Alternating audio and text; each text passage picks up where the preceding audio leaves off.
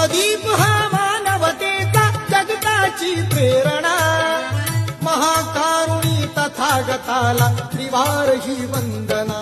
वंदना वंदना वंदना हा वंदना वंदना वंदना हा वंदना वंदना वंदना.